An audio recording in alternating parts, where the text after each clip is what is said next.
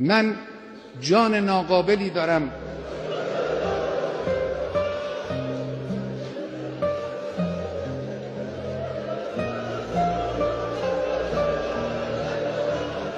جسم ناقصی دارم